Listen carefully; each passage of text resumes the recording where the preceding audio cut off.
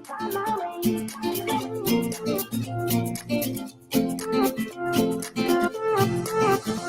new place, a new home, for a while, let me feel alive. Nothing to hold me back, take my time, just enjoy the ride. A new man passing by, life is good, best I've ever felt. Get me up, somewhere new, somewhere I can find myself.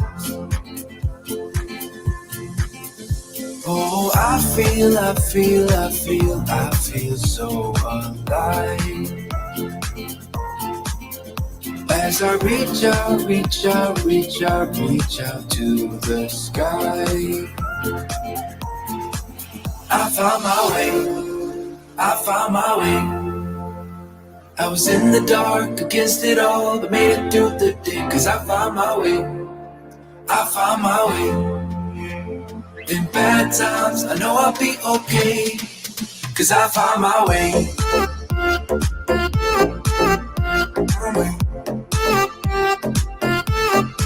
Cause I found my way.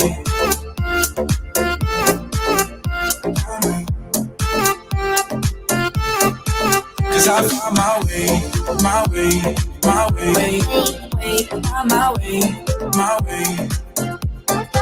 Cause I found my way.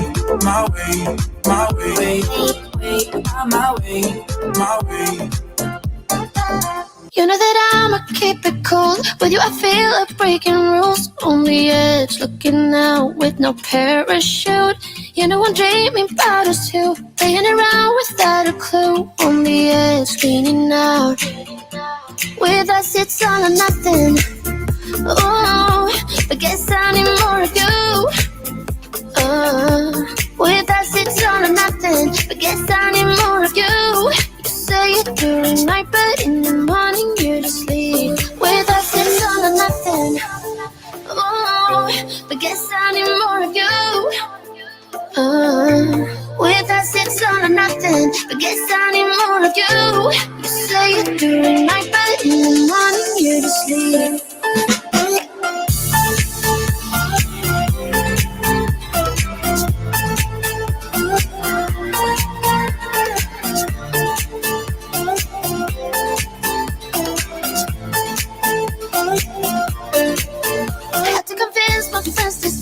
Think you're toxic to my mind, but I know they don't know what you're all about. The way you hold my body tight, staying up talking through the night. Yeah, I know they just don't. With us it's all or nothing. Oh, but guess I need more of you. With us it's all or nothing, but guess I need more of you. You say it during night, but in the morning you're asleep. I need more of.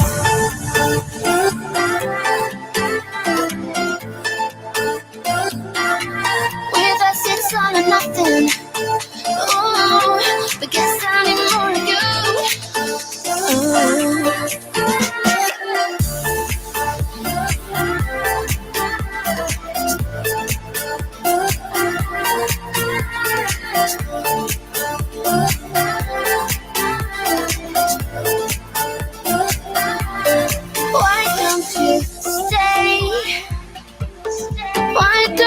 Talk about this. Why don't you stay? Why don't we talk about this? With us it's all or nothing. Oh, but guess I need more of you. With us it's all or nothing, but guess I need more of you.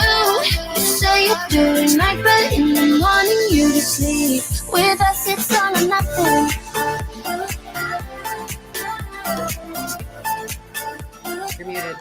You're muted. I got it. I knew it. You did it. I did it. I'm on here. I'm texting. I'm literally texting our guest. I'm like, oh, it's 2 seconds. Get over there. Well, okay, so like when I pulled up YouTube so that I can like respond to comments if needed, because like life. So like I pulled up YouTube, it was like suggested for you, right? So I follow a ton of sewing channels. You follow knitting channels, right? Like duh. And it was like 5 tricks you need to know about sewing bags. And I was like, if I don't watch this, like if I go straight to Marley's channel, this will not pop back. So I was watching it, like clicking through it as fast as I could. And I looked over, I was like, 22 seconds, 22 seconds. I went to the bathroom real quick and I grabbed actually something I wanted to show everybody today. And I was like, oh, I'm good. I'll text the guest real quick. And then it was just, it's it. It's all over. Like all 4 right, minutes. You think I've got plenty of time. And then you're like, or not. Or not is right. Like it just goes away so fast. So hold on. Let me go check the reply from our guest to see what she wants to do. Okay. Hey guest, I think you can hear us. If you could check your Facebook messages. Okay. I wanted to get her opinion when she wanted to join us based on what we're going to talk about. Gotcha. So I wanted to kind of see what she thinks. But hi, look at all these people here. I know, right? So many people joining in, saying hello. I know. Let's just kind of go like this. Hi, Denise. Hi, Caitlin. Hi, Stacy. Hi, Laura. Hi, Elise. Hi, Jet One. Hi, Julia. Jetton. I bet it's Jetton. Jetton. There you go. MTV. Awesome. Hello, Patricia and Stacy and the Kentucky Mathy. All right. That works. Zoni 3 Girl. Zoni 3 Girl. She's been here a lot. Yeah. And I'm saying she because I'm assuming it's a she. She said girl. And Veronica and Serena and Beady Yarn Gal 83. She's here. Hi, girl. Maggie. Oh my gosh, so many of you here saying hi. Oh my gosh, I'm not going to be able to get through all of them. Of course, if Maggie's here, Stephanie's here. I mean, it's like you can't have one without the other. That's right. I was like, they're a package deal. They are a package deal. They're in the very best way. And because Stephanie mentioned it, I am going to mention this. So I changed up my little graphics here for my Lunch and Learns for Red Heart, just to be a little bit less Marley Bird. I don't know if I like them. Does that make sense? Like, because it's Red Heart stuff, I wanted to make sure it wasn't like just pink everywhere because I like pink red everywhere. Heart. Yeah. I like the pink. Let's see here. Link works for homepage. Okay. But hey, guest, hold on. Guest, I'm gonna type something. Lindsay, tell us what's going on with you. We're gonna start there. When you do this. This is my favorite. You know what? No, but you have every month you do a live sale. Yes. This month is fun and it's quirky. So tell them about that. So it's a little weird. Oh, hold on. There you are. I love you. So you guys might not subscribe to the fact that like Mercury retrograde makes things go wackadoodle. But I have too much anecdotal evidence to say that it doesn't. So I blame Mercury retrograde. Totally fine if you don't subscribe to that. I didn't for a very long time and then life. But so we are doing this live sale is I'm sorry, I have something in my eye. Is doing the mayflies. They were supposed to be June bugs, get it? Like June bugs. But they're mayflies instead because my Halloween in May, which is what we normally do in May, fabric only arrived like Wednesday. So there was no way for me to get that done in time. Also, what is going on with my hair right here? What is this? That's fine. And so we're doing mayflies this month instead of Halloween in May. So we're doing mayflies and then Boo in June. Get it? Boo in June. Okay. So those are more like Halloween, witchy, spooky, moody things in June. So on this Saturday, where did the time go? This Saturday, we have little busy buggies. They're all like knitting or crocheting. Like there's a butterfly and she's crocheting a chrysalis. And then there's a praying mantis who's knitting mittens. Get it? Praying mantis, mittens. And then we have a dragonfly who's knitting a blanket and hoarding yarn because get it? Dragons hoard things, dragonfly. Okay. And like being put on, and then we have a bee who's knitting like hexy poofs. Get it? Like hexagons, bees. Okay. I feel like you need the interaction. I get it. Thanks. Dragonfly. Thank you. I get it. Thank you. Well, lots of people are interacting in the comments, but like it's hard. I get and it. then I'm forgetting one. Which one am I forgetting? I'm not sure, but I'm trying to like I'm make it so I'm not so forgetting washed out. And like I don't have any of them on my desk because they're all in the studio. Oh, a ladybug, and she's knitting a little rose because you put ladybugs on roses to pollinate them. I only know that because my mother-in-law was like an award-winning rose person in another life. And so we're doing mayflies because, oh, you okay? I'm here. Okay. I was trying to make it so I wasn't washed out. Oh, and we have a lightning bug. See, look, like these people are totally getting it for me because I can't remember my name at this point. And then we have a lightning bug who's glowing and knitting a little scarf. So, because lightning bugs or fireflies, depending on what part of the country you grow up in or your parents grew up in, they were lightning bugs to me. Lightning bugs. They were lightning bugs. They're lightning bugs. But if you grew up in the north, they're fireflies. That's so. Funny. Yeah, they're lightning bugs. Yeah, I've always called them lightning bugs, but my dad called them fireflies. So it's one of those things.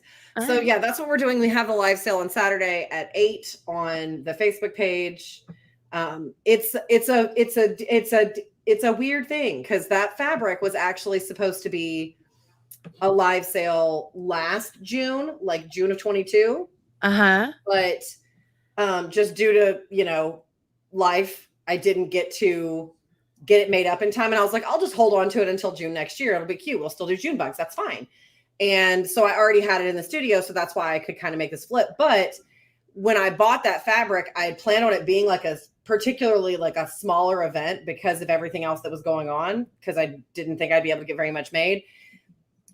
And so it's just going to be a weird live sale. Like I just had to kind of like, well, I can make this because like the fabric that I'd ordered and the plan that I had, I just threw right out the window. Because like it didn't have like the worth doing that everybody loves or the market tote. Cause like last June, those bags didn't exist. So, and now everybody's really interested in notions. I don't want to not give you notions. So like I had to come up with a whole new plan. So it's like, well, there's like 3 of that and 6 of this and 2 of that and 4 of that. And it's very weird.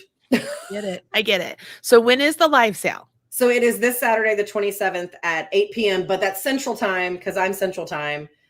So that's 9 if you're Eastern, 7 if you're Mountain, and 6 if you're Pacific. And it's just on the Erin Lane Bags Facebook page. You can come join us and check it out. Super fun. Awesome. Even if you just want to come hang out with us. There's always a lot of discussion going on in the chat that has nothing to do with the live sale, which I love. Right. I get it.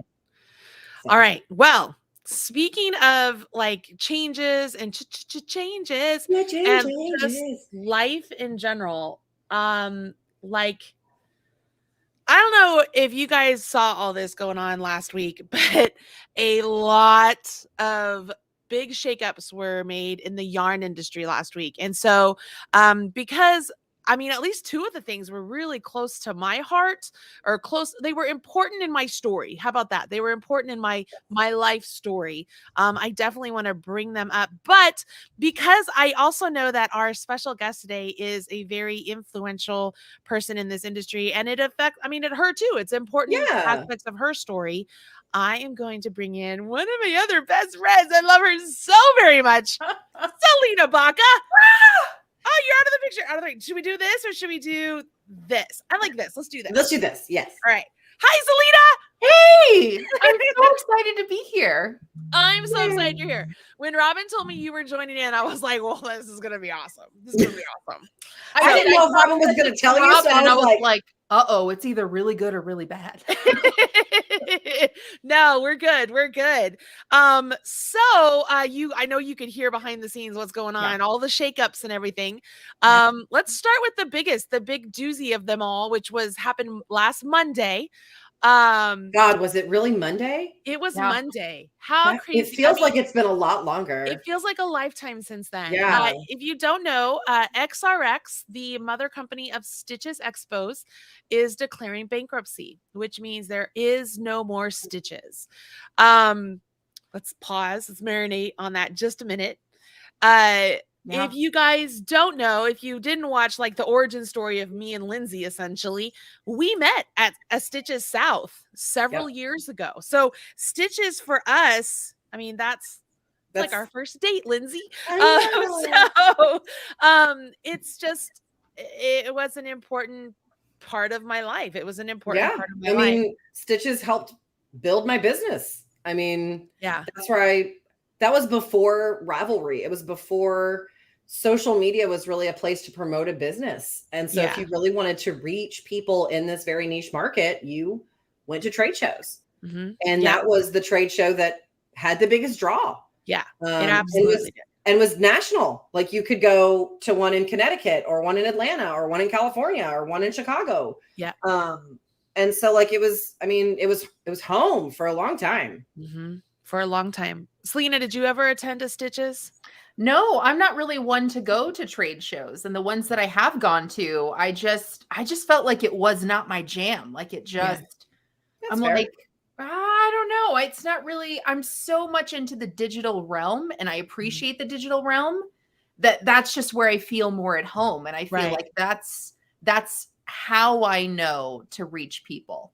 So just in person, it's like, that's where I've met some of my greatest friends and I have the best times with people. But in terms of business, I don't know. It just didn't really do it for me. How interesting. Yeah. Like, I mean, some of my best friends I've met through Stitches or Craftsy, you know, that's a whole nother one. That didn't happen last week, but Craftsy.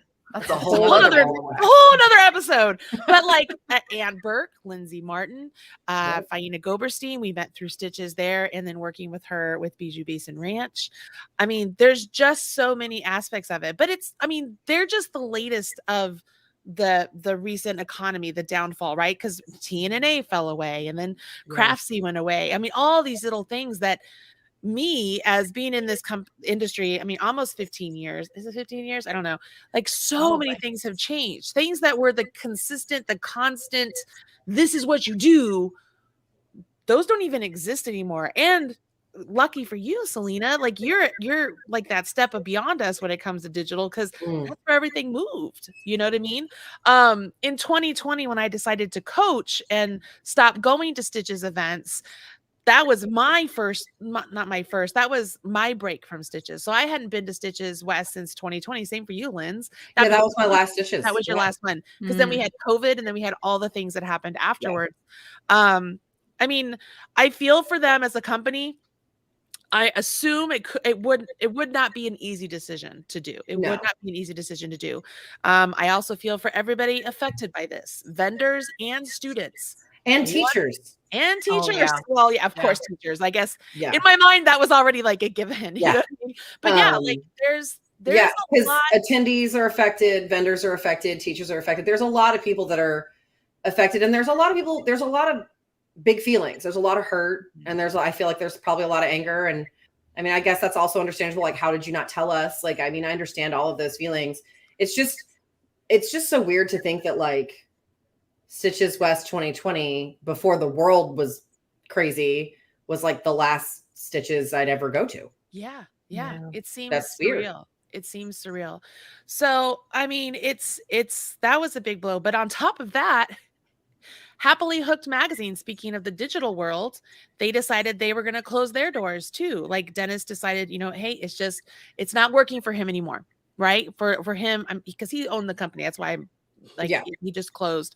And so now he's working through all of that and making that all happen. And I know, Salena, you worked with that company for many years, made very close friends there, you know, very close friends. So, I mean, there's a chapter of your life too, that's closing and moving. I mean, how weird is this, that all this is happening to us, you guys? It's like, man. Yeah, I don't know. I have a slightly different take on all of this. Okay. All right. I guess I don't feel surprised.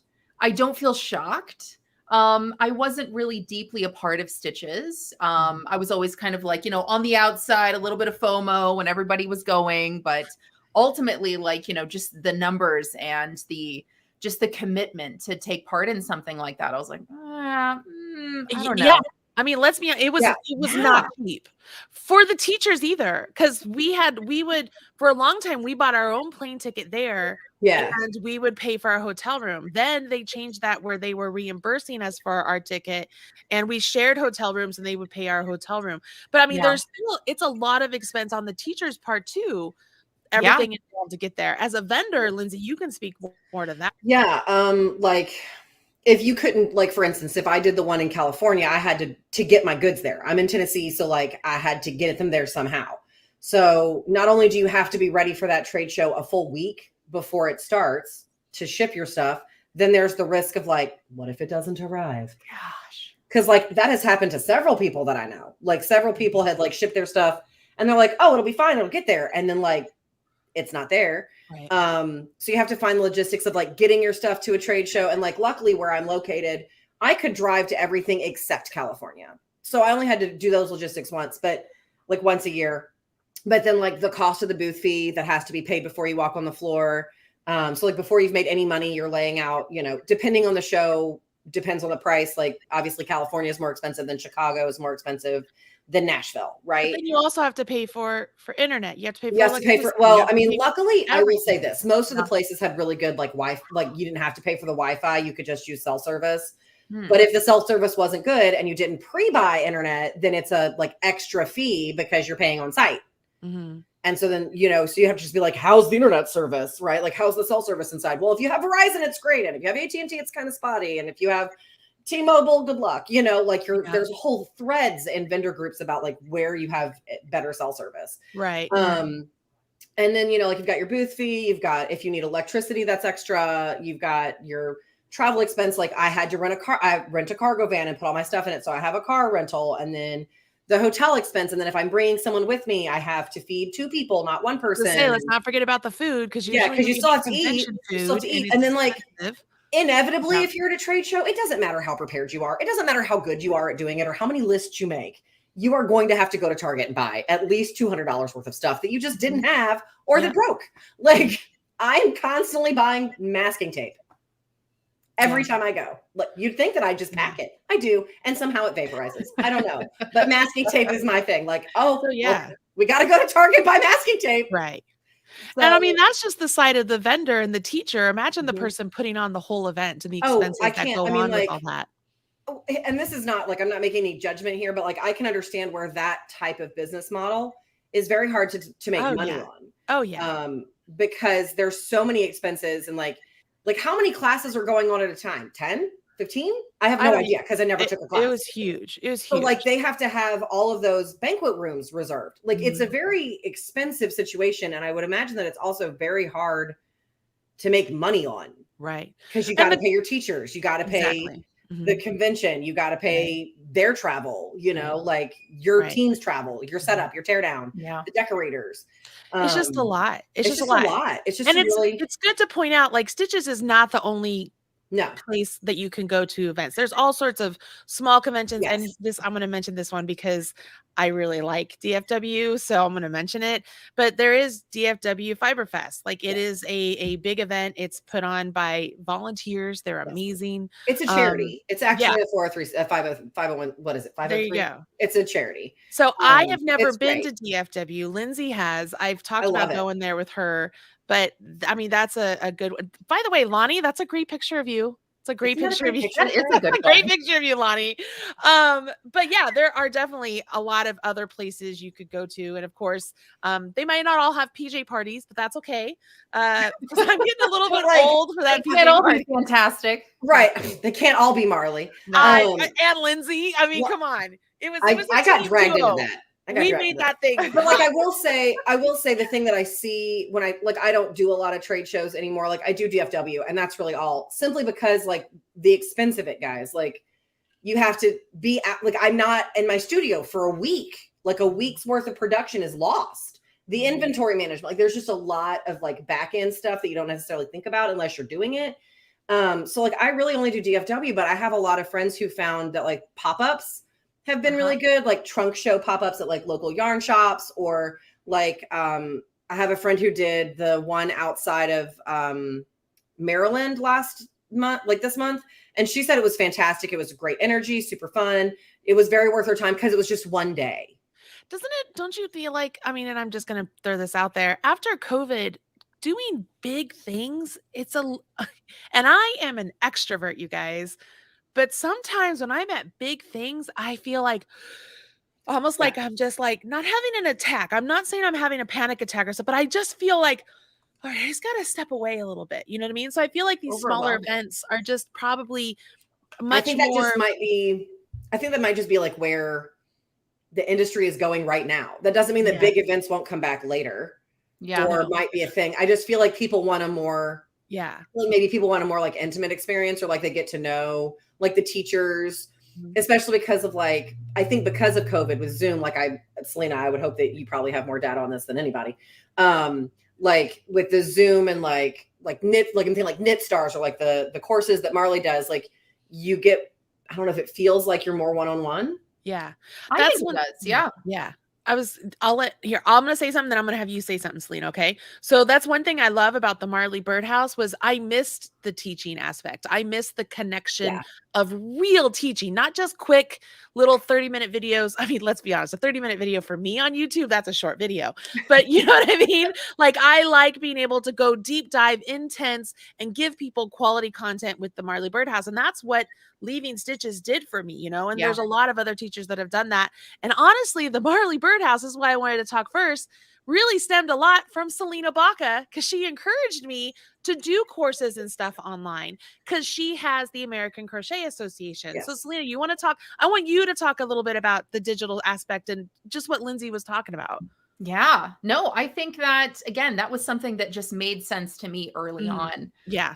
You know, before there were even like live streams on, you know, social media and stuff like that. I just felt that video connection, connecting with people with video could just reach so many more people, to where I'm like you know, I can be extroverted and I like to be around people and I love teaching things.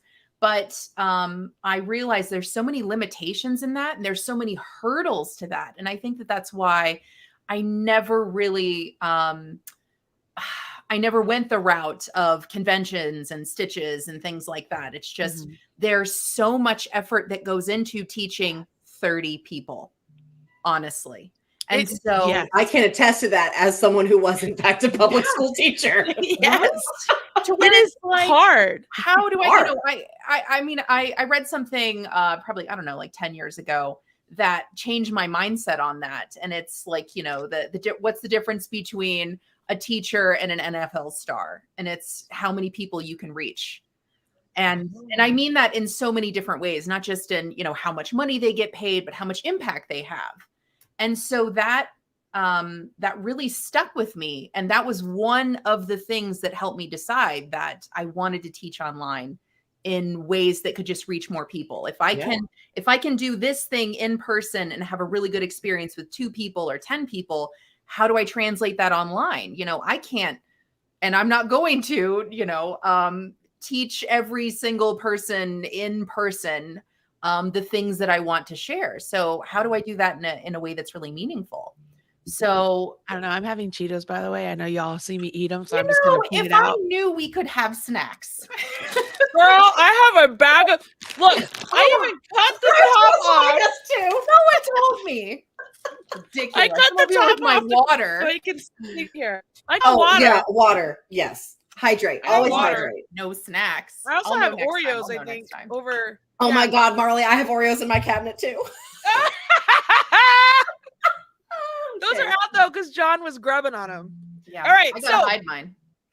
So we had Stitches leave us. We had Happily Hook leave us. And then the third one, Crochet. I call it Crochet Bang because that's what Drew used to call it. Because I guess an exclamation point at the end of something in like code is called bang. I don't know. This is what Drew said to me years ago. Right. Yeah. So I've always called it Crochet Bang in my head, but Annie's is not going to continue crochet anymore. So that's going away. Yeah. Wow. Yeah. It was a crazy week, but that's okay. What that really means yes, it sucks. There are aspects of it that absolutely suck, financial aspects that put people in hardships. I get that. I am not dismissing that. However, I also know this will open up so many more possibilities for people too. We're all going to have to think outside the box. Many of us already are. The chances for the students, you guys, to go to the Marley Birdhouse, go to American Crochet Association, visit the various little mini places that people do. A lot of teachers are doing private retreats with just a select few people where you really get that one-on-one stuff. There's a lot going on here. So yes, they're going away, but I mean, there's a part of me that feels like everything kind of runs its course, right? Not everything can be Coca-Cola, right? Even that's going to run its course one day, I think. I don't know. You might be Coca-Cola, actually. And the reason I say that, sometimes when things come and go, I think about their value. I think about how valuable they are. Right. Not just in the short term, but in the long term. And it's just, I guess maybe it's my very narrow perception that if you're an entity that comes and goes, whether it's, a year or 5 years or 10 years or 20 years, how valuable were you to other people?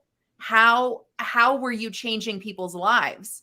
How much were you giving back so that people could not do without you?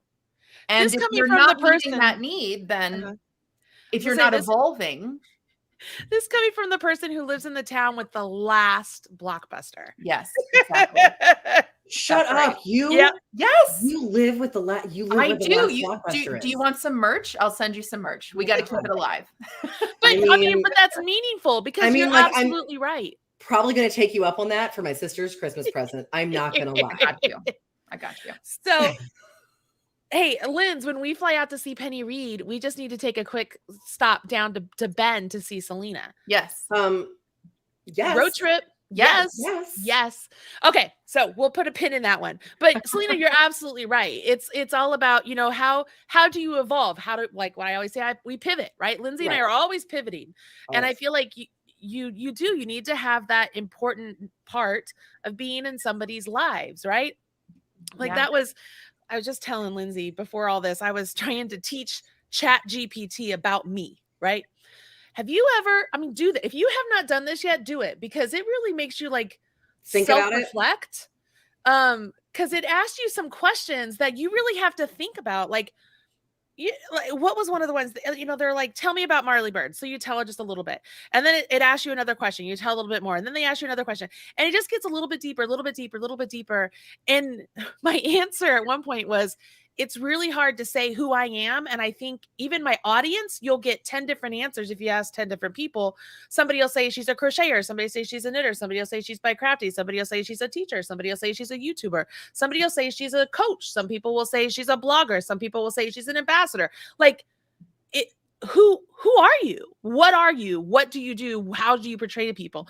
So I bring this up because as you're like, how are you important in people's lives? Like that was part of this sort of mindset that I was kind of in for the last hour of, well, who am I? What kind of value am I bringing to the customer? Who is my ideal customer? And I can sum you up in one word. What? Inspiration. Thank you. Oh, that's so kind. As you're saying all these things, I'm like, yep. You're 1,000 different things. To me, it's very clear that you are so inspired. You do these things that inspire people. Thank you. To like, oh, I want to listen. I want to follow. I want to do whatever it is. Yes. Well, that's very kind. Because for myself, it's very hard. It's very hard to list, and I'm a positive person in general, right? I'm not I don't like to be negative. It's something I'm actually teaching my athletes very much of. You have to have a positive attitude. And so, but trying to really dive down into who am I? Who's my customer? What am I trying to get out there in the world? My bottom line answer is I'm trying to connect with people. And it's funny you say inspire, because I said trying to connect with people and inspire them to be better knitters, crocheters, and community members is what I wrote. And I'm like, I guess that's where I am. I'm just like, I think that's it. I don't know, but it's very hard because I don't want to be passed by, right? I don't want anyone to be like, oh yeah, I remember when that was a thing. Yeah. Like I want to be an important part of people's lives. I want to be a person that's, I taught you how to crochet. I taught you how to knit. I taught you how to make a sock. I was the first make along. I made her laugh. Her dancing is funny. Her and Lindsey are hilarious. Like all the little things. I want that. I don't want to just go by the wayside. I don't know. Yeah. I don't know. That got real deep. Yeah. I think that people don't buy what you do. They buy like how you make them feel. Yeah. I agree with that. Yeah. Or they'll stick with you. There's some longevity in that, you know? Yeah. People may be like, well, I'm going to buy this because it's $1 and that's 20. But they're going to come back because they'll spend 2, 3, 4 times as much on something because it makes them feel better. It gives them value. It inspires them. Yeah. Oh, well, thank you. That makes me feel good. That's what it's about. Price is never the answer. No. I think it's really interesting that you say that because I remember in like 2018, I read some like business article about how by the year 2028, right, that the most important determining factor when purchasing an item would not be its price. It would be the community around it. And I was like, that is a huge shift in 10 years. And then the pandemic happened. And I was like, or now. But I wonder if that's always been the case. People are starting to realize that. Right? Like, I don't know that I really not people that. Like, the people who are doing these, surveys or whatever, like, they're like, really? That's a thing? And I feel like those are all like old men going, what? Community? But like through the pandemic, like I read an article the other day about like how building a community can change your sales completely, right? Like that's how you can maintain consistent sales, blah, blah, blah, blah, blah. And what was their case study? This cracked me up. Like it full cracked me up is Crocs. Oh, that's funny. I believe it. Yeah. And I wish I'd saved the article. Like I got Colorado. My phone glitched. But like Crocs, which like if you've never seen the movie Idiocracy, it's hilarious. It was meant to be satire. Maybe it's prophetic. It's fine. It's funny because it's true. Maybe a little bit. But like there's a meme or a reel or something going around where like the costume designer had to find futuristic shoes that looked, quote, ridiculous. And so, but she had this super teeny tiny budget. So she found this weird indie shoe company called Crocs. And so if you watch the movie, they're all wearing Crocs, which I think is hilarious because now people have like whole shoe racks full of Crocs. Like, oh, I have the tie-dye limited edition ones. Oh, well, I have the team ones and I have these. Like, yeah, people are wearing Crocs to go to like business meetings. And look, I am here for it.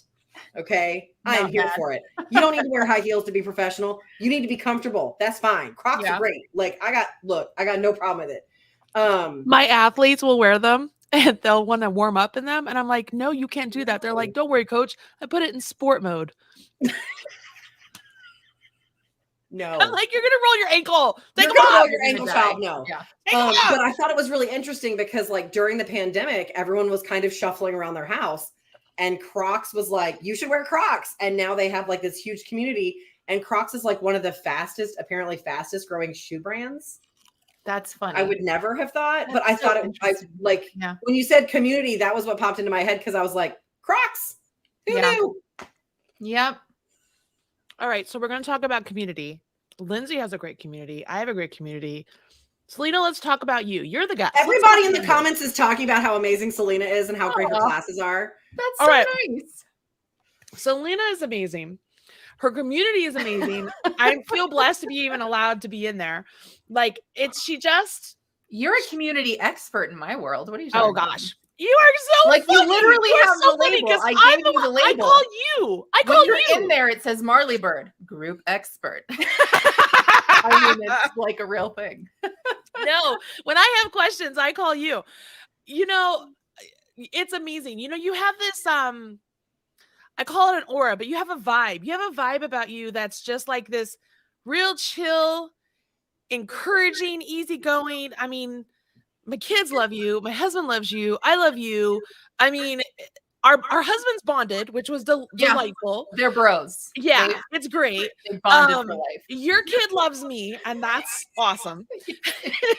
So, I mean, and I'm gonna try not to cry. I'm very emotional. We're in the last week of school, so all my seniors are graduating, and it's just been a tiring time. But I mean, I've told you this before. You have a very special place in my heart. From the moment I met you, it was like I had known you forever. It was very shocking to me. It was the first time we had met. I felt like we had met before. Like it didn't feel like it was new. Yeah. So Salena is the real deal, guys. What you guys get online, that's really who she is. She's fantastic. But let's learn about. If you don't know about Salena, Ask ChatGPT. It'll tell you everything. No. Salena, tell us, give us a brief history of you so people can kind of know who you are. And then let's dive in really into the digital side of stuff and everything that you have been growing, your community, your digital aspect, the crochet degree that is a possibility for people to get. A link in the video description. All the fun things, Salena, because this is great. And I'm just going to eat my Cheetos. Okay. Yeah. With Marley. That's me. Story time. Yeah, Salena Baca. I learned to crochet when I was 5 because I went to this hippie school where we were literally all barefoot and we did things like make bread and had a garden and crocheted and, played with beeswax. And, crochet was just something that everybody in the class just kind of like, well, it's something that we're doing. But for me, I instantly became 100% obsessed. And I was like a child in my room with like yarn and a hook, just being like, wow, I'm inventing things. Cause I had no idea that like crochet existed anywhere else in the world. And so I literally like crocheted in my own world, in my own box, in the closet until I was like 20 something. And then I met other people that crocheted and I was like, wait, you know about this too? Like it was so mind blowing. I thought I was the only one. And then I was like, wow, there's crochet on the internet. Wow, there's Ravelry. But at this point, like I'd already been crocheting for like 20 years. I literally thought I was like one of 10 people in the world who crocheted. I'm not kidding. I really literally genuinely I get that. Because this is that weird thing that like everybody has their weird thing and you're like, this is my weird thing. This is my weird thing. I'm just a crocheter, like at home watching TV. Do you guys ever get anybody who are like, oh, that's a dying craft? You're like, no like only grandmas. That's a grandma thing. I love that stereotype. Oh, but you're so young. You're so young. What are you doing? You have your whole life ahead of you. What are you doing? No. Yeah. So, the minute I realized that crochet was on the internet, I became obsessed with learning how to do things other than what I did. And the only thing that I knew how to do was make a granny square blanket. I had no idea, like after 20 years, I'm not kidding you. I had no idea what the stitches were called. I didn't know what I was doing. I could crochet a granny square and I could crochet double crochet in rows and make like the biggest blanket ever for everybody that I knew. And that was it. I didn't know how to do anything else. So just with the internet being there for everyone, I was like, ooh, I'm going to teach myself to do things like, wow, I can crochet in the round. I can crochet a hat. You can make flowers. Like my mind was blown. So that was my life for a really long time. I always, was going to be this marketing executive professional. I was going to wear suits and high heels my whole life. And then my husband's in the military, so we move all over the world. So I don't really have a career. That's fine because I'm just going to crochet for my whole life. And just kind of through that process of just kind of moving around all over the place and not really being able to be the professional that I wanted to be in that realm, I started a crochet career for myself. And things started to happen like, oh, wow, I can write a pattern for a magazine. Oh, wow, I can teach people. I can, and things like Happily Hooked magazine, I was with them before their first issue was even published and helped them to develop that. And starting that process helped me to see that we don't know what we're doing. Like crochet is the Wild West. Everyone thinks that, oh, I've been crocheting for 50 years, so I know everything. That was me. I've crocheted a million things. I'm an expert. And all the while, I'm like, I don't know how to count my stitches. Why are my ends so wonky? Like, I love that. I've crocheted 50 years. What row am I on? Like, what row is this? Right. And I'm just glad I'm not alone. Myself. Like, I'm not making, like, I'm making fun of the demographic, which includes me. Yes. Because at the time I was like, I know everything. I've crocheted since I was 5. No. Right. So I love kind of poking fun at myself and talking about the demographic of crocheters who are like, I know everything because I have the internet. And what I love about the internet is that there's 1,000,001 resources. But what I realized was that I was spending so much time searching everywhere. And it's like, I still don't know what I don't know. Mm-hmm. And so that was the beginning of the American Crochet Association, I taught myself like in a way that made sense to me, because I come from a world to where I was creating like processes and procedures for organizations. And I'm like, what is the process and procedure for crochet? It cannot be this hard.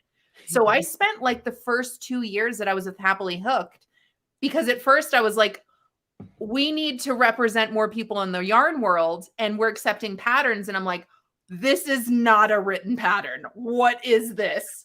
So I spent so much time just helping people write patterns. And I'm like, I have to make a class. I can't keep doing this. Like, I can't do this every day. I can't do this. I'm exhausted. All the while, I love in the crochet world that there's so much ingenuity. There are new things coming up. There are better ways of doing things. There's so much fantasticness, but it's such the Wild West that it's like, I can't replicate what you're doing because I don't even know what language that is. Like, what are you doing? So that's how the American Crochet Association started. It's just a baseline of knowledge and education. Anyone can walk in the door and just take basic classes. I just want to teach people enough to where they can go anywhere they want on the internet in the world of crochet and do whatever they want. Oh my gosh, I so That's get what it that. is. That's how I feel as I teach YouTube classes or YouTube stuff. I'm like, I'm not going to just gloss over things. I'm not going to use different words for things. And if I do, I will tell you what the real word is. Yeah. And I want to make people better at what they're doing so that they don't have to rely just on my type of pattern or skill. They can go do anything. Yes. Like, that's so exactly what I do. So Yes. exactly. Like, as a person who is actually has a college degree in education and pedagogy, what you're talking about is actually critical thinking skills. But also like the whole idea, like if I taught a child to use, like I taught grammar. Okay. Thank God that is no longer my life. But like if you add a comma in the wrong place, you can change the entire meaning of a sentence. Yes. Yes. Like, let's eat grandma. Grandma is dinner. That. Let's eat, comma, grandma. Now we are addressing grandma. It's different. Cannibalism is not necessarily a good idea. Okay. Yes. Your grandma's probably a very lovely lady. That was how I taught my kids that. But like, I can teach you in this scenario, in this sentence, this is where the comma goes. Well, if you ever see that exact sentence, you'll know where to put the comma. But if you get any other sentence that you have to proofread and it's the same rule, but not the same sentence, you should be able to do it. So essentially that's what you did. You were like, here's the rule. Here's how you apply it to every sentence. And like, I've never had anybody explain that to me before. That's, I mean, like, it's the old adage, like, teacher. It's the old adage, if you give a man a fish, he eats for a day. If you teach a man to fish, he eats for the rest of his life. That's it. That's the motto. Yeah. And like that, the whole concept of that was when I was teaching, because like, I wasn't going to let my students enter high school and not know how to punctuate a sentence. Like, I wasn't going to I did not want the high school teachers to be like, oh, she had Martin. Right? Like, I don't want that, because that is a thing in education, y'all. That's a real thing in schools. You can tell where someone was, who they had. You can tell. And I did not want to be the person they were like, oh, about. So I was like real intense. Shocking. I know. But my students, a lot of like, I taught 8th grade. And so 7th grade teachers would use my same, like, here's my 5 comma rules. They would use them. And then the 6th grade teachers caught on. So the 6th grade teachers started using them. And so then by the time I had my students in 8th grade, I had a student once go, oh, I've done this worksheet 2 times. And I was like, what? And he's like, yeah, I've done this worksheet 2 times. And I was like, well, I guess you're going to do it a 3rd. And he's like, why? And I was like, well, it should be super easy. You've already learned this, right? You should know all these answers. So I'm going to give you 60 seconds. So, because you learned it, right? Uh-huh. And he was like, I was like, or did you just regurgitate what you were said onto a piece of paper? So to say his friends probably like, shut up, dummy. Like, right. And he's like, yeah, I don't know how to do this. I'm like, then you didn't learn it. Mm-hmm. When you leave here, you will have learned it. Mm-hmm. So like seeing someone do that in a non, like, I guess traditional would be the word, education setting, like in like a public school setting or like grammar or music or whatever you teach, seeing it applied to like a craft where like, here's the skill and now you can take it and you can do anything you want. Like the empowering that gives other people and like the strength and positivity that gives. That's why people stay teachers. Like that is seeing that like aha moment, seeing that like, oh, I am good at this. Oh, I can do this. Like those things, seeing someone like learn that in crochet or learn that in knitting, feeling confident enough to say like, oh, I can go do that is amazing. And the fact that you were like, this is a thing that like I did not have and I want someone else to have is so inspiring. Like I love the teacher in me is just like, oh, the joy. Okay. Passing crochet through the generations in better hands than we found it. That's what I do every day. That's everything has to do that. After you're putting all this together, you're teaching people how to do these things. You're like, I've got to create something. Like, what was the evolution of it all? Like, I want to know what the evolution of everything was. Yeah. So at first I was just, one-off kind of like sharing advice, sharing information, sharing templates. And the more I started doing these little one-off things, I realized like, okay, I could compile this and this is how I can help more people. Like, let me put all of the things, all of the questions people are having. How do you do this? What is the format? What's your thought process behind writing a pattern or teaching someone or learning crochet or teaching crochet? I was so obsessed with all those things for so long that I had enough experience. And again, I like process. I like procedure, like what didn't work, what did work. I just had so much experience in just kind of organizing that for myself that I did start these little one-off, like, hey, who wants to, hear what I have to say on this? And, I would just kind of do these little Facebook groups of just, here's some information. What do you guys think? Did you learn anything? How it could be better? And I just did that for every single class that I have at the American Crochet Association. Wow. It took me a couple of years. I really, really enjoyed that. I really felt like I was giving something back to a craft that I really love this. Like, it's like my twin. I love crochet so much. Like it's the twin that I was raised with. And I really wanted people to walk into the craft and feel like they could do it and not feel overwhelmed. So many people walk into crochet and they're like, oh, I just can't do this. It's just not for me. I just don't know how. And I don't have the patience. Right. And I just feel like I love that people think that people who craft have patience. I am the least patient person you've ever. I am patient when things go real well. Oh my God. Just exactly. Well. When there's any kind of hurdle, like why is my internet broken? I'm like, I give up. I'm done. Oh my God. Yes. Yes. Yeah. Thank you. Yeah. That is so me. Cry into my Cheetos bag. Yeah. But I love that you're giving that confidence, because I think that's exactly what people get when they sign up for the American Crochet Association. Like everything you provide, right down to they actually get like certificates and stuff, like for accomplishing things. I like think it's so awesome. Yeah, I love that. I use a platform that I think everyone learns in different ways, myself included. Like, you can't just tell me something. You got to tell me and show me and let me taste it and let me smell it. And then I got to like roll around in it a little bit. So I like to provide information in a way to where it's like, hey, listen to me talk about it. And then here's a handout. And then here's some cheat sheets. Like, maybe you just want to watch. Maybe you just want to listen. Maybe you need to read. Maybe you need all three of those things together. And then maybe you can make something. I really want people to walk away feeling like they received information in a way that made sense to them. And then, you get a little certificate of completion when you're done. I think that's really important. Yeah. I think that's a thing that we've kind of forgotten in crafting, that like I have this problem. Straight up, I have this problem. Okay. It is a production situation. I have to make X number of pieces in X number of hours. And so it is just like, I don't see it. I don't see it anymore. It's just, that's done. That's done. That's done. That's done. And then like someone will take a picture of a bag. I'm like, oh my God, that is a gorgeous. Oh, I made that. It is like a whole thing. It is a blindness that I have, like full stop. Robin and I jokes about it. Look at that. Robin and I, the other day, we were looking through our Ravelry to find patterns for something. Oh, because I was the designer of the month of crochet, or for the crochet. We crochet. Right. And So we're looking through all of our designs. There were literal designs that came up. I'm like, I don't recall Don't this. remember. I don't recall making this. Yeah. Same Like, thing that happened is with a Robin. real thing. Oh yeah. I came across like actual written patterns on my, like I have, this is no lie. I've talked about this before. I have over 100 patterns that are just either written, they're done, or but they're not published. So we were looking through those, kind of thinking about what could come out.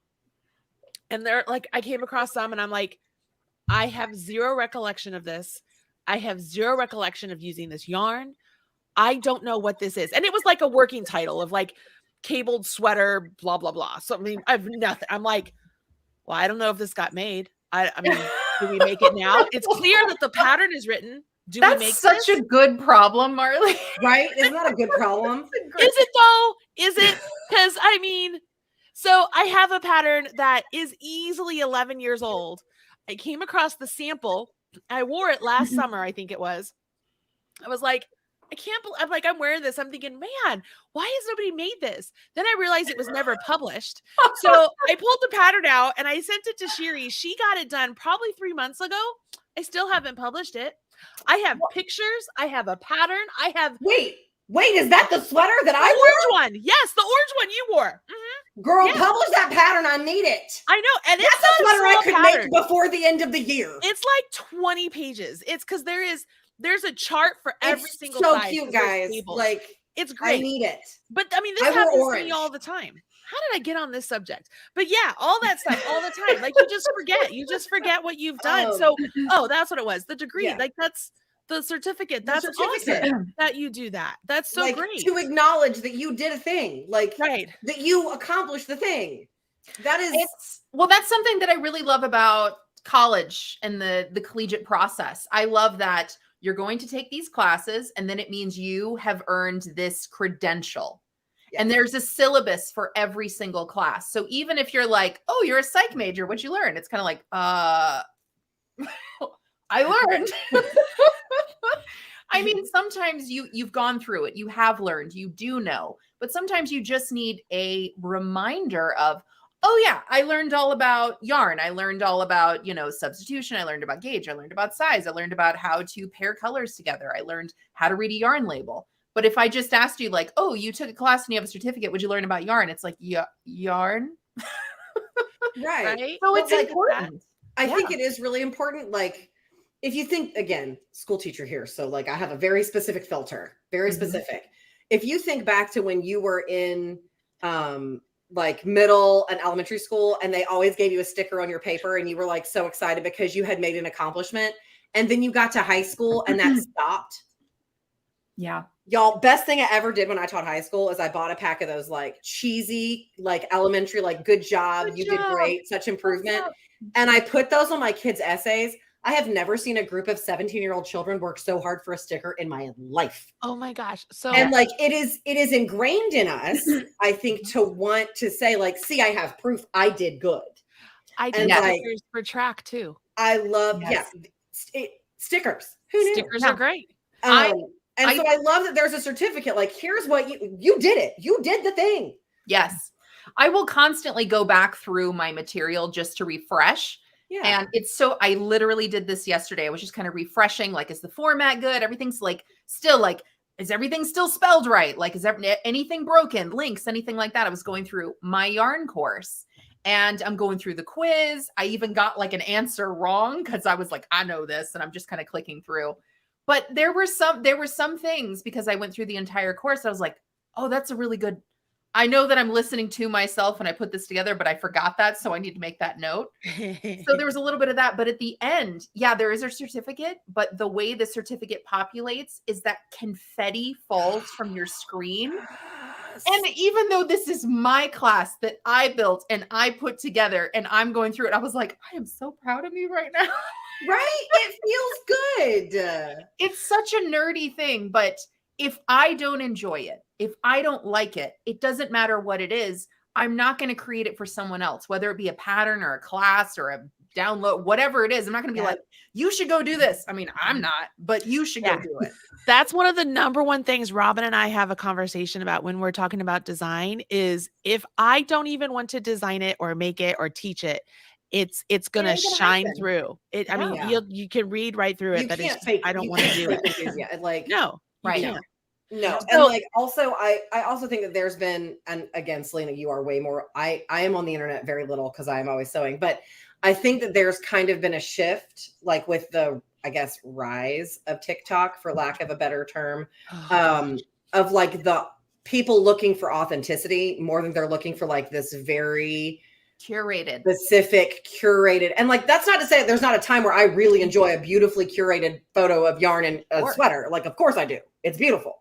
But like, just the reality of like, I yelled at 7 people today because no one will do their job. Like, all right. So let's test this theory. I'm going to take a picture. I'm going to take a picture of my desk and be like, let's post it on Instagram and be like, the reality of a crochet designer. Like, there is, what's funny is that you're going to post yours on Instagram and I won't step foot on Instagram. I know. For that reason. Look, here's a shoe. What are you doing with that on your desk? Because it needs to be glued. And so I haven't had a chance to do it. But I mean, there's a shoe. I have an Encanto calendar because Luisa is my person. Like, so let's post and see if this gets, I mean, let's see what people think. Like, let's just post it and be like, the reality of a crochet designer is that this is what your desk looks like. Yeah. I mean, I have the hats, the free hats from the website. They're just sitting here. Yep. Everything you can imagine. Anyways, let's test that theory. Post-it notes of things I need to remember that have now become part of my landscape. Now they're decor. Right? I had kind of a very loud rant. I made a video that maybe I shouldn't have. I did a rant like 2 weeks ago because long story short, about 10 years ago, you know what? I'm not even going to name the magazine. There's a magazine that specifically features women in their workspaces. And I was going to be a feature.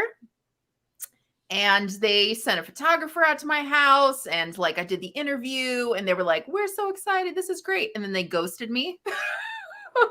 Are you serious? Yes. And yes. And I still am in their feed because I love the magazine and I think it's really nice and beautiful and curated and it's very like whimsical.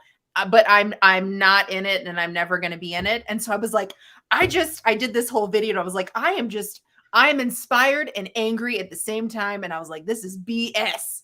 And I was like, you know what? This is my workspace. I'm just going to show everybody right now. So I just walked around. I was like, this is where I work. This is what it looks like. And I was like, so don't feel like that just because you have sticky notes or snacks or yarn everywhere, don't feel like you're less than because you don't have this curated space where all your crap is shoved in a closet. Girl, if I showed you what mine look like right now, like you can tell the events I've been working on based on the piles around my house, all the way back to stash busting quickies, which is in my corner in the inspiration station. Yep. So I often say like it looks like I work and live in a picked through garage sale. That's how I roll. That's my space. Awesome. That's accurate for me. You know? So like I would take a picture of my desk, but my desk is really not where I work. So yeah. This looks not bad. This is very like fairly, I mean, like, is it super tidy? No, but like it's fairly normal. Now, if I took a picture of the table beside my sewing machine, no. Like I have to seriously stop what I'm doing on a regular basis and clear, because I'm like, I'll just set it here. I'll just set it here. I'll just set it here. And then I'm like, why don't I have anywhere to set a finished bag? Because there's crap all over your desk that's not a finished bag, Lindsay. Yeah. I have, before this, I was like, oh, I got to move that. I got to move that. That needs to be straight. And I have piles of all of my projects over here. I have a pile over there. I just have piles. I look like a squirrel. No, because I refuse to accept that. Because when I was a teacher, let's see how real it is. And I ask people, I'm like, show me your space and tag me. So let's see how many people do it. Like, I'll take a picture when I get to sewing. I'll take a picture of my actual desk, like out by my sewing machine, because this isn't where I work. But like the reality of like, oh, I have labels behind me, and like, is that my speaker? I don't know. And then like, oh, here you go. This is the okay. So for the live sale that we did last month, that was like all the weird stuff that was in my drawers, right? Because it was just like weird leftovers. I didn't remember what colors I put with it. So like this is my little cheat guide that I give my friend Jenny for when she's doing ribbon on bags. She saved them, praise Jesus. And she brought them back. And I'm like, but I don't want to throw them away though. No. Yeah, I have a lot of that. Like, I have a lot. I mean, we're probably never going to reprint these fabrics, but like, but the work is done. That's How like can I a get rid curated of it? little like scrapbook thing. But That's like, what if I did though? So like, where do I put this? Just on top of my printer, because like that works. I think that's that works. fine. It's cool. All right, so I want to talk about, so the ACA is fantastic, but here's what's really cool is, so you're in the ACA, they can take it on their own time whenever they want online. I think it's through Teachable, like that's the platform that you use. But the great thing that I love about yours specifically, because I've purchased a lot of different courses, you know, not about knitting and crochet, but courses about other things. But the community that you have. So when I say community, I mean the Facebook group. She has a Facebook group dedicated to the ACA, right? It's the group, American Crochet Association. It has 11,000 people, almost 12,000 people.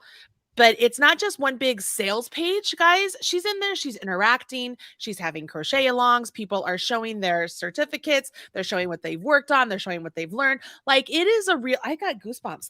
It is a real feel good place to be. It is safe. She's encouraging. She encourages people to talk about like other designers, and it's just a very welcoming environment. So when you take a class or you take the ACA course, it doesn't stop there. You have a chance to go and learn more and be a part of a community and share more. And I mean, we all know Salena's going to be doing more things as time goes on. And so you get to be a big part of everything involved. So I feel like I just talked a lot. I feel like I just about talked about everything, but tell us about that. Yeah, no, I mean, I think that this is all kind of intermingled. We're talking about, you know, places coming and going, you know, entities, platforms coming and going. Right. I just feel like, I don't know, maybe it's my marketing background, maybe it's my type A personality. I feel like it's a few things, but I just, from the minute Facebook groups opened, like from the minute that became a thing, I immediately was like, I know exactly what to do with this. So many people were like, I already have a page. Why would I have a group? And I was like, I know exactly what to do. I had to be forced into my group. I remember having that conversation with you. Yeah. I had to be forced into my group too. Because, even now today, a page is a billboard. Yeah. And a group is where everyone can interact. And so I treat my group like it's my living room, so to speak. I treat my group like it's my living room, and I've got 10 people in there. And this is how we're going to operate. And I love that it's not a platform for me to just have a megaphone. I don't want spaces like that. I want spaces to where people can ask questions, learn and grow. I want them to feel comfortable sharing their work and saying, why do my ends look like this? And then, getting some real feedback about what you can do to improve that, or where to get information, or what education looks like. So yeah, when I say it's an education focused community, that's exactly what it is. And sorry, go ahead. So someone said there's sadly no Canadian version of the American Crochet Association. Like, can they still take your course? So it's the American Crochet Association only because I use standard US terms and measurements and guidelines. So that's what I'm following. So I just want people to be really clear that that's how I offer information. Gotcha. So Canadians can take it. Oh, absolutely. I mean, because like I know inches, centimeters, like imperial metric. That's the difference. Right. But that's honestly, you can just type in like whatever 2 meters, and like I do it all the time. 2.54 centimeters. It's 1.10 yards to a meter. So I do one. You'll need that math. Yeah, not at all in my brain. 2.54, which I used to have on a sticky note stuck to my computer until it just became part of my memory now. Yeah. No, so I just, standard US guides, terms, words. Okay. So I just want to be really clear that's how information is presented. But I get at least one email every week going, I live in China. I live in India. I live in the Middle East. I live in Australia. I'm not American. Can I join? That's the only reason it's called the American Crochet Association. Okay. I'm glad I asked because like, yeah, it's a good question. I mean, like there's a standard way, like there's a standard way you sew things. There's a standard way the terms are the same. So like, that's a good, it's the sewing. It's like the Wild West before the Wild West was wild. It's even worse. Who says uncontained filing cabinet? That's awesome. Who said I did. That's hilarious. Like Maggie Ross is pointing it out. I'm like, that's hilarious. Again, when I was a school teacher, like I had so much to grade. Okay, look, here's my organizational nerd coming out. Okay, there's a reason I called myself an organizational superhero when I started this thing. So if you were in my first period class, everything that you did was in a red folder. If you were in my second period class, it was orange, third was yellow, so forth through the rainbow. Okay. I love you so much. So if you were in my first period class, everything you did was red. And then so that students could remain anonymous if papers ended up on the floor, because 8th graders aren't super great at putting things away. No one put their name on a paper, they put a number. So if you were in first period, you were 101, 102, 103. Okay. And I knew everybody's number, but nobody else did. That way kids could grade papers. It's a survival technique. But so when it came time to grade things, I would have a pile of files on my desk. And like, here's my first period, second period, third, like this was what they turned in. I put it in a red folder. This is assignment number 12. It goes in the red folder number 12. It goes on my desk. And so I would have piles of things on my desk. And I was like, I have a filing cabinet, completely empty. There was nothing in it other than my purse, because I was like, I'm going to put it away to get it out, to put it away to get it out? No, like, I'm just going to leave it on my desk. And so my student asked me once, and I was like, it's just my filing cabinet. And they're like, well, why don't you put it in your filing cabinet? I'm like, because I don't want to get it in and out. And they were like, so it's just an uncontained filing cabinet? I was like, correct. That's awesome. And I knew exactly where everything was in that pile. Like, it was piled there. I have to see them. Yeah. Especially as I put it away, I'm not going to remember that I have to grade that thing. I have 7,000 things to grade. I don't know. Hence the reason I have 100 patterns that are just out there, because they're put away and I don't see them. So you got to put them in the middle of the floor. Yes. So you just need an uncontained filing cabinet. It's just that like people like to refer to them as doom piles. I like to refer to them as an uncontained filing cabinet. Those are not my people. Those are not my people. They're not. It's not a doom. I know exactly I know exactly what's in all the piles. You know what though? As 2020, I know we go on all sorts of tangents, Salena. So stick with us here. Like we're all over I'm here. I'm with you. But through 2020, I have really learned how ADHD I am, and it is. These piles of things and stuff is part of the ADHD stuff, and it's the way we process. And it because if you put that is an ADHD, that is actually a thing about ADHD brains, is that if you can't see it, you don't remember. Nope. Yeah. Which is why I got myself into that drawer situation that happened. It's fine. Yeah. I mean, it's crazy. Anyways, all right, back to the group. So one thing about the group, it's fantastic. It's a learning environment. It's great, but people share stuff there, dude. I actually just commented on somebody. They did a really awesome amigurumi thing. It's so stinking cute. It's crazy, but you do test crochet along things. You do crochet alongs. Like, do you do those monthly? Like, what can people expect in the group outside of just learning from the ACA? In the group, there's, what else can they get? Yeah. So the group is really education focused in very specific ways. You can ask questions. You can share something that you've learned or something that you've done. There's no self-promotion or links or anything like that, just because that can, get messy. Yeah, that can get out of hand. But it's like, if you made something and you love it because you did it somewhere else, I'm not trying to like hinder that. Like, you can tell somebody like, oh, it's a Marley bird pattern. Here's the link right here. Do it in the comments. That's fine. But there's not going to be, a ridiculous amount of go here, do this, watch that. Mm-hmm. So it really is focused on individual development with community support. It's awesome. I love it. Great. I love the ACA, guys. I think Salena's the bomb.com. She's pretty darn amazing. She's good people. She's a great teacher. We've talked about her coming to do something on the Marley Birdhouse. As soon as I can get something organized and in place, you can guarantee she'll be here to do something with us. Because we love everything she does. When I had Chic Sheep, she was one of my number one calls to call and have her make a couple things. And I called and I told you, didn't I? I was like, these are my two favorite things like out of everything that like, I was like, this is amazing. So yeah, Selena's awesome. Selena's awesome. All right. Thank you. Do you want to stick around? Do you have to go? I know you are on the West Coast, so it's early there. It's early. I got all day. So Okay. we can do, you're the boss. Okay. So usually like we kind of shift gears and talk about what's going on and just kind of talk about everything else. Life. So Lindsey talked about the live sale. I am in the middle of working on this slip stitch collar. All right, guys. We all know crochet slip stitch freaking takes forever. But it's to go on this. This is the last piece of the collection. So Christina Ross is actually here in the room. Christina Ross was the contractor for this. And then she had a wedding to go to and couldn't get the collar bit done. So the collar was originally written to be attached as you went. So we asked Selena, or not Selena, we asked Christina, just send it back to me and then I would do it, right? Yeah. So I was putting it off. Then I'm like, all right, it won't take me that long. I picked it up to do it.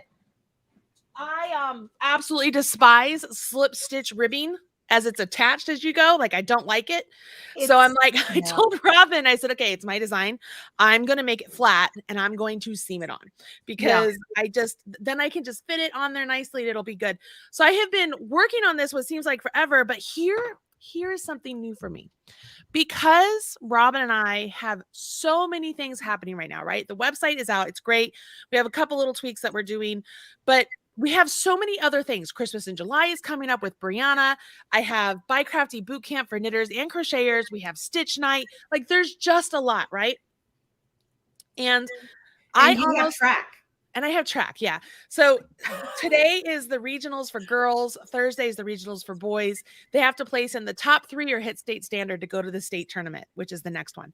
Yeah. We'll go to that later. So here's what I'm feeling. I feel anxiety when I have to sit down and just crochet because I feel like I'm not doing anything, even though I know I'm doing something. I get that. I deeply understand that. I have not felt that before. Like, I feel it deeply. Because it's not just this, guys. I have a sweater due, a poncho due to Yarn Inspirations next Wednesday. I have the pattern written, but I haven't started actually knitting it yet. And I'm like, I gotta move on from this to knit that. So I'm going to be like knitting all weekend long because I have to. But this pressure of, I'm just not doing anything because I'm sitting here crocheting, even though I am doing something. I'm doing something very important, but it's just like, oh my gosh, but it'll get done. I'm just like, I'm stepping away, just doing the best I can, you know? I totally understand that. Cause like when I have to stop sewing to design and order fabric, I'm like, this has got to go faster. I got to get back to the machine. Like, this has got to go faster. And like, that does not end up ever good. And so I have to be like, this is part of the process too. You have to stop what you're doing. Otherwise you don't have anything else to work with. Like, so just. Right. Well, and then Meg left. So I've been doing all the social media posting and stuff for me. So part of that is I'm like, just FYI, everybody, like our traffic in general is just completely down because we didn't really do much for a couple months because of the website rebuild. So I'm like trying to bring up older posts and be like, hey, did you see these patterns? And in the process of doing that, I'm changing the images, right? Because I have to have different images. So then I change the images and then I'm like fixing links. Then I'm trying to improve the content in general. So what should have been like just this quick, hey, go look at this, now has taken me 2 hours. And I am just like, oh my gosh. Am I good? So I'm overwhelmed there. And I'm just, I sent something to you, Lindsey, where I was like, your partner is like, it's just you two people saying everything's fine when everything's really not, nothing's fine. Yeah. Like, me and my partner say we got this for people for 2 people who really don't got it. Like we're doing what we can. We have way too much to do to have got this. Yeah, it is. It's really, and it's funny because I mean, I have contractors who are amazing, who are ready and willing to take on a project and make it. I have to write the pattern for it.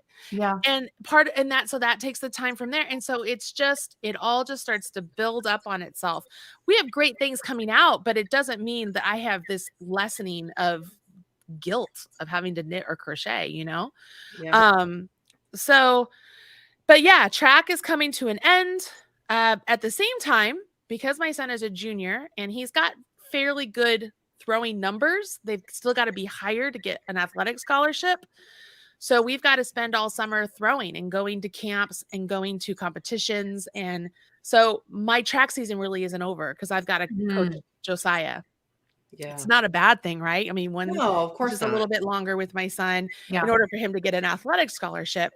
But it's still time consuming. All of it's time consuming. I mean, there's only so many hours you have in a day, Right. and you have to rest too. So I mean, like that's hard. Right.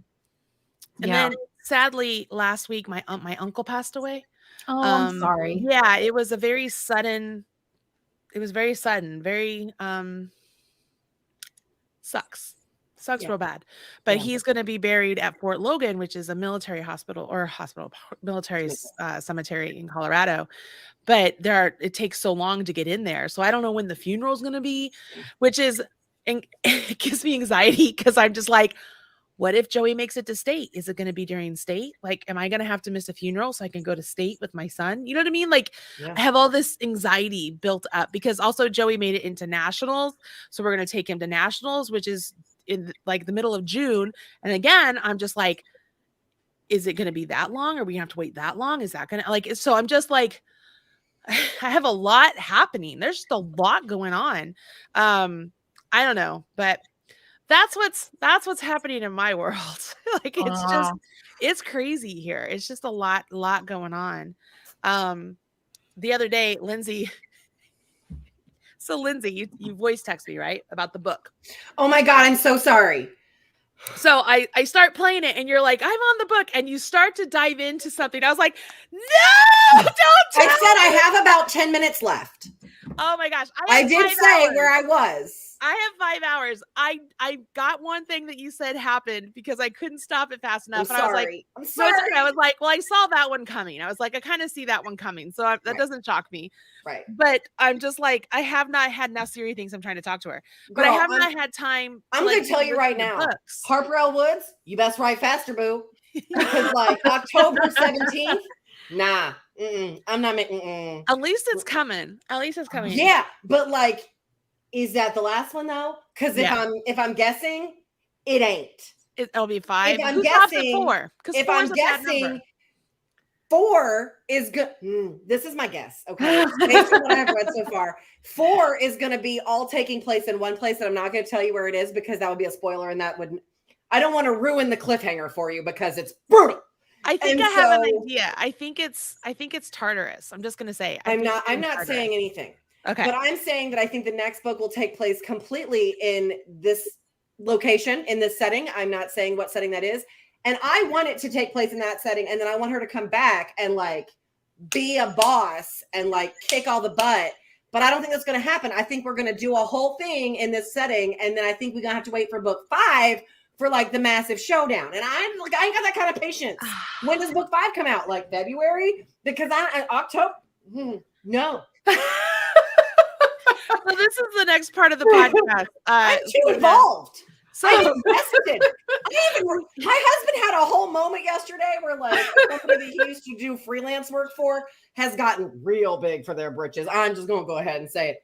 Like a ticket. My husband is in the gaming industry. He goes to Gen Con. It's a massive gaming event convention center thing. 60,000 tickets sold a year. They sell out in under 10 minutes every year. Like this is a massive event. And my husband always goes. He's gone for years. Obviously not during the pandemic, but like he goes and he always goes and like runs games. My husband's very good at that. He writes games. So he does that. Like, so my husband has got his finger on the pulse of this and he's looking to see like how many people have signed up for his games. Like, what does he have to write the story for? All that stuff. And so he's doing all that. And then he texts me and he's like, oh, this company that he used to do work for, their tickets for this same event last year were $50 a seat. And I was like, that seems like a lot. Okay. And he's like, they're $100 a seat. Whew. And I was like, and he texted me that. And my response was, you need to be very careful, little mouse. You don't know who you're dealing with and how fast things can change. And he's like, little mouse. And I was like, this book is in my head too hard. And I was like, I responded to him and I was like, sorry, this book has got me tied up in knots. And he's like, are you going to tell me all about it when you get home? Like, obviously. Here's the cool thing. So Lindsey and I talked about this last time. I stumbled upon this Facebook group My TBR can't take it anymore. It is the best suggestion group I've read 2 series now, and I have not been let down. Like, they need to turn that series into a TV show. I need to see that Guardian series as a TV show. Full stop. Yeah, it's very HBO, good. Get on it. Netflix, somebody. But even that's another one that I'm like, because there's more of that, you know, we've gotten those. And look, the second one in the Elf series is out in book form. You can download on your Kindle. You can buy time the to book, read that. but it's not on Audible. What am I supposed to do with that? I don't have time to sit down and read a book. I read 3 books a week because I'm listening. I get that. I know. Like, so, they're like, how many books do you read a year? And I was like, I don't know, like 100, 150, something like that. And they're like, how? And I was like, I work 14 hours a day at a sewing machine. Mm-hmm. Yes. Yep. Like, and they're like, well, why don't you like read a book? I'm like, I have the slowest read. Like, if I'm reading, I am slower than Christmas in January. Yeah. But like on the audiobook, I'm like 1.5 times. I gotta know. Yes. I get that. I get that. I love my audiobooks. They're great. I love my audiobooks, and like the narrators on this series, I don't even know what the series is actually called. Flesh and Bone. I put the link in the video description for people who are wondering. Flesh and Bone. Like, that's confusing too, because Jennifer Armentrout also has a series called A Flesh and Bone. Mm-hmm. That's confusing now. Cool. I think it was probably designed that way, that, you know, they kind of trying to piggyback on her popularity. And that's fine. But like, I really thought that the third book was the last book, because there were 3 books out, and on Audible it didn't say like. That's why we agreed to read it. Remember, we were like, picked it. That's why we picked it. And then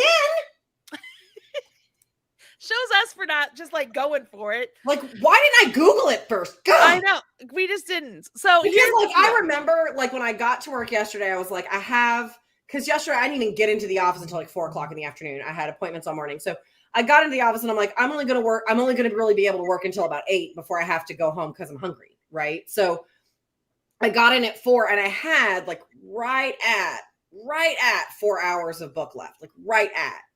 And I was like, okay. And then like I called my sister and talked to her for a little while. And then I was like, okay, so I should be able to finish this before I go home. And then I ended up being here until like 8:30. So it worked out. But I remember thinking like, how long have I been working though? Like not looking outside, not looking at my watch, like she gonna have to do something or this battle's gonna be real short. And I kept like, I'm not gonna look. And then like, I'm not kidding you, I had a little bit of a Zodiac Academy moment where I'm like, could we just get a win? Zodiac Academy. Girl, I had a whole moment where I was like, go to jail, get in your car, program your GPS, drive straight to jail. Like, I can't take it. And I'm like, when you get to that part, Marley, you will know the sentence where I was like, absolutely not. And I texted you because I'm super mad. And I was like, don't you do it. Like, look. Okay. So you know, I love your telling of this 8:36 last night. So yeah, it's the best. Her storytelling's the best. It is really good. You're so good. You're a joy. I love it.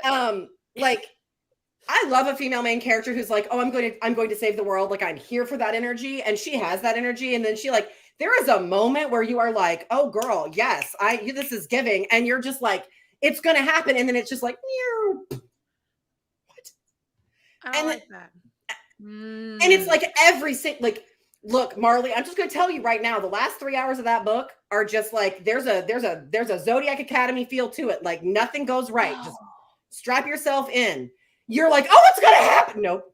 Okay. But at least it's not 7 books in that's going on. No. So and like, I know you don't read a lot of these kind of books. We're in the hero. Are you familiar with the hero's journey? Like Carl Jung? Okay. Yeah. So like we are in the darkness. Like we are in the darkness. We've skirmished. We're in the darkness. We are halfway there, which makes me think there's at least 2 more books, which makes me very unhappy. Yeah. But also thrilled. It's complicated. But like at one point I was literally like, you are not this dumb. Like I'm literally in my studio by myself with my dog because I don't come to the office. If I'm going to be here late, the dog is with me, safety reasons. But like, I was like, do not be this. You're not this dumb.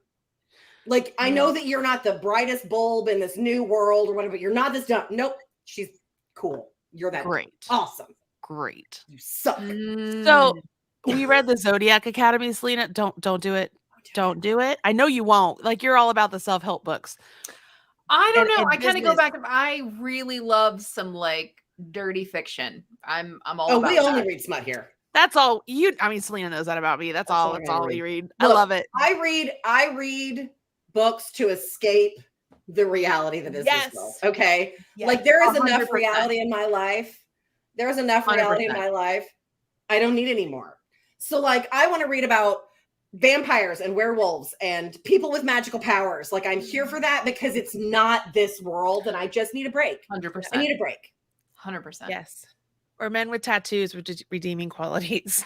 I like that too. That's not totally fine with that. But so after that, like, look, the cliffhanger. Look, I've enjoyed the cliffhangers in the series so far because I knew the next book was there and I didn't have to wait. So like, not enjoying this cliffhanger. Well written, very well written cliffhanger. But we got the name of this series from this book group that I she keeps changing the name of the group. I tried to recommend it to Jenny and I couldn't find the group. So then I was like, when I find it, I'll send you an invite. And like the next, I'm just like infinitely, I found it. And like immediately invited Jenny. Yeah, it's like fangirl, kissy lips, romance, wolf, wreck, urban and romance. And at one point it was like Becca's badass book Rex, which I was looking for. Anyway, it's fantastic. I'll put a link in the video description. So here's the deal. I don't know how I got on that book club or whatever book group, but I was just like, oh, this is cool. And then I'm like, well, these books sound really good. So I sent it to Lindsey. I'm like, hey, join this group because they have some good recommendations. Yeah, and they're very specific about what they're looking for. Yeah. And so you can kind of be like, oh yeah, okay, let's look at these recommendations. And so far they've been spot on. Like we finished the Perka lady. I can't think of her. I don't know her name. Lana Paherchek. There you go. Very good. Like really good series. And it's not done yet. And it's really good. And so we've gotten lucky. I know. I'm actually like, oh, wait. Huh? What? Is it out? Season of the Elf is on Audible. No. Okay. So we just found our palette cleanser. I'm already reading a palette cleanser. I'm just going to double palette cleanse. It's fine. Oh, okay. That works. All right. So I was like, I have to know. Cause like after Song of Sacrifice. Is it seriously on there? I got to go find it now. Like it's The Crown of Cruel Lies. Got it. Add that to cart right now. Okay. It is in my cart. My cart. Because also like, at the end of her audiobooks, it's like, please follow Lana Paherchek on Instagram. It's Lana_P author or something like that. I don't remember what her handle is, but I went and followed her. And now I'm like down the Lana Paherchek rabbit hole of like, there's a book that like, I guess it just came out and it's like being reviewed by a whole bunch of like Book Talk and Bookstagram people. And I have to read it. I have to know. And like now I'm all curious. It's here. Hang on. Please hold on. I'm gonna look her up on Instagram so I can. Her Instagram is really beautiful and very well curated. I'm not gonna lie. Of course, on Instagram. Dang it. Okay. I can't think of the name of the book now. It's something in the like The Sinner and the Saint, I think is the name of it. The Sinner and the Saint? Uh-huh. It is like a group of women who are like trained assassins. I'm here for it. And then a group of men who are like religious zealots who fall in love with women who are trying to exterminate them. Oh. It's also like if you find it on her Instagram, let me see. Okay, I'm gonna go. Like now I'm in it. Oh yes, look at this one. Hot dudes with beards. Okay, look. Specifically Tennessee hot dudes with beards. Okay, no, stop. Okay, if you have read the Winston Brothers series by Penny Reed, if you've read that series, I had like a whole moment where I encountered a Winston brother, and he is related to Jenny Shoemaker, who is my college roommate and my best friend. And like legit, it is her brother-in-law, so her sister-in-law's husband. His name's Jordan, and he just like MBD picked up a sewing machine head that's 175 pounds and walked up a set of stairs in slides that aren't even his. It's fine. It's cool. And I was like very off-put because I was like, was it Jethro? You said he looks like, or who does he look like? It's Bo. He's Bo Winston. It's Bo Winston. And I told Jenny, I was like, look, when you get to the Winston brothers, because she just finished Dan's story, like The Marriage of Inconvenience. She said she stayed up until 1:40 finishing it. Of course. Because she like fell in love with Drew. Duh. We all fall in love with Drew. And I mean, how can you not? Man Crush Monday. Dr. Drew Runos. Have you read any of these books, Salena? You've got to read these books. I'm listening like I feel so far behind, but I need all of these. Yes. Winston Brothers, Penny. No. You have to read Knitting in the City first, because I did not know that there was an Ashley story, and that's what. Because then I read all out of order. It was when I see Knitting in the City, I'm like, I don't knit. I don't know what this is. There are crocheters. But I don't know anything. I'm looking at the title going, that's not for me. The first character, the very first book is about a crocheter, and then a husband gets involved and he starts to crochet because he wants to come to knit night. Yeah. And he's adorable. He's also Italian. Adorable. Yeah, I need these. I just need to be informed. I'm just very uninformed. I'm sending it to you right now. Like, okay. They're amazing. All right. Now I'm going to go. Oh, I'm already inaudible. Shocking. Oh no, I don't need to be an Audible. I need to be an Instagram. So let me see if I can find it on her. Because like she's had people like write, like, if you like XYZ, then you'll like this. Here we go. Yeah, it's The Sinner and the Scholar. If you're my wife, I'd put poison in your coffee. If you were my husband, I'd drink it. I've heard that. I've heard that. Okay, that's so like that's just the reel that she made, I guess, today. And it's new in print. So my guess is it's coming out soon. But like look at her Instagram, y'all. Like it is so curated. And like all the dark fantasy vibes. I'm here for it. They know what they're doing. Yeah. Yeah. I'm here for it. Like super bad. And then she has a 7 Deadly Sins version, like sloth, gluttony, wrath. Girl, like I'm in now. Like I'm in. I can't stop. Also, Marley, you will know what this is. This is a Wolpertinger. Oh, really? Yes, she had one drawn. And then here we go. This is the safe version for the internet. That's what he looks like when he transforms. Huh. There's also a version that is not safe for the internet. Anyways, this is how our podcast. So those of you who are still here, this is how the podcast goes. Very unscripted. We're all over the place. But like, okay, so I look, the person that I hired to help me with my social media, she's fantastic. Okay. She's Jenny's cousin. That's how I found her. She did this for a living before the pandemic. She actually ran social media for like several charities. And she's like, yeah, I would love to give it a shot. Like, I don't really know how to knit or crochet, but why not? And she's like just the right amount of snark and just the right amount of sarcasm. So like, it feels like my brand, which is fantastic. Mm-hmm. And she was in town last weekend. She and her brother and his wife, and then some friends of theirs, they take a trip every year.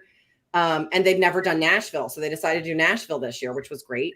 So she came by and we all went to dinner and everything. And so we're all standing outside waiting for our dinner, like waiting for our table, talking about books. And she's like, wait. Do you like a hockey romance? I'm like, I love a rom-com. Like I need just like a palate cleanse rom-com. And she's like, girl, you got to read A Lie for a Lie. And I'm like, what's A Lie for a Lie? She's like, oh, he's one of my favorite narrators. Marley, did you know this? Did you know that there is a setting in Audible where if something comes out by one of your favorite narrators or authors, it'll just auto buy it for you? Yeah. Oh no, auto buy it? No, I didn't know that. Purchase. Did not know. Learned that. But she has 3 book groups. Like we read all the same things. Okay. Mm-hmm. We are definitely the right people. And she recommended it. Let me get into my Audible for a second. It's like 5 books. So far it is adorable. It's A Lie for a Lie. And don't start playing. It is by Helena Hunting. She also wrote the series Pucked, which I have not read, but was on my list. But so far it is adorable. Are they stranded in Alaska? Yes. Is she a marine biologist? Yes. All right, I'm adding it to my cart. So good. And she said the second one I think is her favorite, and I think it's a favor for a favor. I think she said was her favorite of the 3. But like they can be read as standalones or they can be read together because like a hockey team. But so that was my palate cleanse because I was like, I don't have to think. I can just like purchase. But then Katie had never heard of Lauren Blakely. Have you not heard of Lauren Blakely, Salena? Girl, no. Salena. Girl. They are wonderful because you can read them individually, but I'm going to call it worlds, but there's like, it'll be a story. It's like a group of friends. Yeah. And so the other friends of like previous stories will pop in every now and then, like do cameos. So you kind of get to hear about what's going on. but they're wonderful. You know what I like about a Lauren Blakely book? Reads. This is what I like about a Lauren Blakely book. There is no Act 3 breakup. No Act 3 breakup. So like, this is a happy rom-com. Is there a miscommunication where they're mad at each other? Yes, but it never lasts more than like a day. It's not like a, I'm going to go date someone else. He's going to go date someone else. We're so miserable. There's not an Act 3 like that. And I actually appreciate that, because that can be really frustrating in a story. Look, I read romance novels because it is a formula. I know that they're happy at the end. That's what I mean. You know what's funny? I didn't realize I'd read so many books. I talked to my sister about books. She's a writer. She knows these things. And so I'm like, oh, and then this happened and that happened. And she's like, oh, was there a proposal at the end? I'm like, there was. She's like, yeah, that's because there's a formula. I'm like, there's a formula? I had no idea. I'd read so many until realizing. Oh yeah, no. And so like the Act 3 breakup trope, I don't mind it, but I prefer it to just be like, a dude was like, I was a jerk. I'm sorry. Because that's more realistic. If you are in a relationship with another person that's a serious long-term relationship and you have a fight, you don't break up. You're like, I'm sorry, I overreacted. Let's work this out. Yeah. So like, I appreciate that about unless they were on a break. We were on a break. They were on a break. No, I'm totally team Jennifer on that one, or Rachel. Rachel. But that's what I really liked about Lauren Blakely. And there's two, like another thing I really like about Lauren Blakely is like there's a like the Group of Friends, that series is like Big Rock. And then if you look on Audible, they have all the books as one credit. That's Bigger Rock, and it's like 4 books for 1 credit. Yeah. It's really like good. That's the way to buy her books, because she'll bundle them and then you can get like 2-3 books at one time. And I think she has a deal with Audible. Like she only writes for Audible, I think. I don't know. Maybe she does. I think she does. I don't know, but my personal favorite was when Katie asked me, she's like, oh, Sebastian York, is he a good narrator? Oh, and I was like, girl, my husband knows his voice. And she's like, so good. She's like, what? So like, good. Did you see my reaction? I was like, oh yeah. Like, Dave will even go like this. You ready? Because like when we get in the car, my phone automatically starts playing my book. Like I have set up those settings so that like you turn my car on, you plug my phone in, here's my book, whatever I'm listening to. So my husband knows like he's going to get a snippet of whatever I'm listening to. And it got to the point where he knew that voice was a Lauren Blakely book. And he would go, palate cleanser? Rude. But also yeah. And so like that one, so he's like, oh, is that guy's really good, like his voice is really nice. I'm like, yeah. And so that's one. And then he learned Andy Arndt's voice, same reason. But it was so funny because she was like, oh, do you like him? And I was like, play the sample. And she was like, oh no, done. I was like, correct. Yeah, definitely. What is this one? Hold on. Assassins versus Zealots. Sounds familiar. Sounds like a video game that I used to play. I wonder if it is. It might be. I don't know. It's the Sinner and the... I had it pulled up a second ago. It was the Sinner and the Scholar was what it was. I love Stephanie's like freaking Nicoletta. You know what I love though is that Jenny was reading. So I'm getting texts from Jenny as she's reading Knitting in the City, because she decided that she needed to read Knitting in the City if she was going to be sewing on the bags. And so she's like, okay, I'm going to read Knitting in the City. I'm like, cool. And and so she texts me and she's like, and I'll be fair. She's like, I'm not really interested in Fiona and Greg's story. I was like, that's fair. A married love story. I wasn't either. I was like, I'm going to be honest. Greg makes me want to rip out my hair half the book. Yeah. And I told her, I was like, look, there's this one scene, and I'm not going to tell you guys because I'm not going to spoil it. If you like that, read it. It's good. But there was one scene in that book that I was literally like, nope. I was so mad. Like I could feel the blood come up into my face as the rage raised. And I was like, I'm out. I mean, like I finished it because of course I finished it, but like I was real angry. I was real mad. And so I was telling Marley about it because like I'm not playing that game, or Jenny about it. And I was like, and so she was like, I think I'm going to skip that because I really want to read. I think I know what scene it was because it was when I was like, I'm out. I don't want to read this anymore. Was it the shoes? Yep. Yes. It was the shoes. That was where I was like, Greg, you do not deserve Fiona. No. I'm out. Because also he didn't listen to her and like got kidnapped by pirates. He was annoying. What? Yeah. I love it. Didn't like that. And the whole knitting group has to save his butt. It's fine. But I love Marie. And I love Marie. She wanted to get to Marie's story. She loved Marie's story. And then she kept being like, I just love Dan, the security man. And I was like, wait till you get to Marriage of Inconvenience. And I was like, and then she just texted me. She's like, I just love Dan. I love Dan. I'm like, yes, Dan's I love great. Dan. She's like the narrator. I'm like, so perfect. So like, he's Dan, the security man. He's great. And so like getting those texts from her, like as it was going, as she was reading through it, like that was really great. I really love that. So that was super fun. And then, so next she's going to read Winston Brothers. And I told her, I'm like, it's going to get really weird. And she's like, why? I'm like, because your brother-in-law walked off the page. She's like, no. I'm like, yeah, he did. It's going to be weird. So funny. That's so She's like, cool. I'm like, you will never be able to look at Jordan and not be like, are you sure you're not at Winston? You want to Salena, what are you listening to right now? Reading. I'm in between a few things. Aiden, who's going to be 14 tomorrow. Oh my gosh. How is that possible? I don't know. And he's like 3 inches taller than us. So it's a little, it feels weird to have like a man child. Joey is 17 and he's 6'5". Yeah. Tell me, how does this work? I don't know. So Aiden loves reading out loud to me. So that's currently what I'm doing. Nice. So we do a lot of that. Like I'll sit and stitch and Aiden will read to me.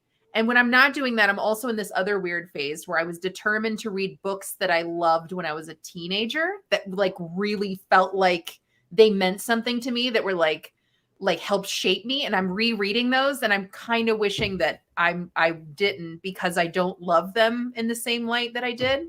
So I'm not really doing anything like as exciting as you two are right now. Well, let's put it this way. So after we get through our palette cleanser, Lindsey and I are going to be rereading the Arcana Chronicles. I'll send you a link. You should read those with us. Arcane Chronicles. Wait a minute. Yes. By Cressley Cole. Okay. First off, Chris, what is this based on a video game? That's also no. That's go different. ahead, Lindsey. I'm gonna let Lindsey explains the best. I'm gonna get the link and I'm gonna send it to you. Okay. First off, Cressley Cole is somebody you need. I'm sorry, Lindsey. Cressley Cole is amazing. And then I didn't. Cressley Cole world building. Amazing. Her world building is not. You have to have a very specific type of brain to do what she does. She's amazing. Like she has a series, the Immortals After Dark series, that Marley turned me on to, that I fell in love with immediately. And that book, there's something like she has something that happens in book 1 that then affects how things happen in book 17. Oh, that's good. Yes. Yep. It is so good. So good. So good.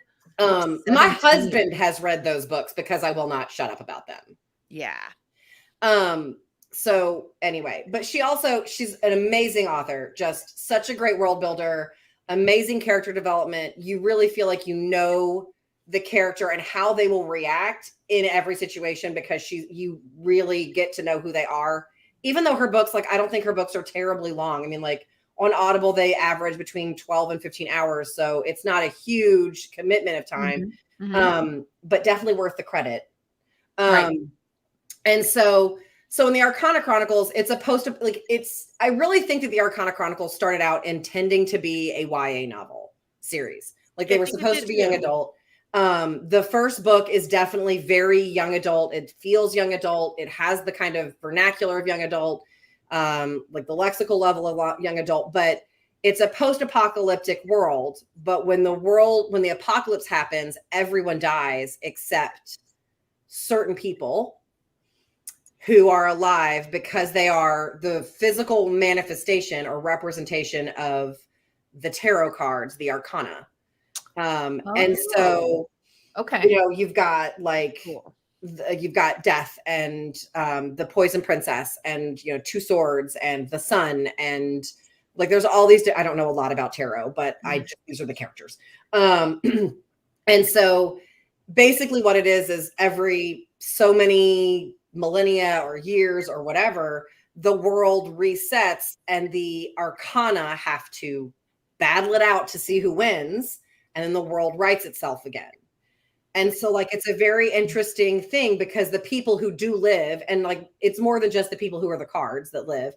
The people who do live are mostly teenagers. Like the adults are gone. It's mostly young people who live.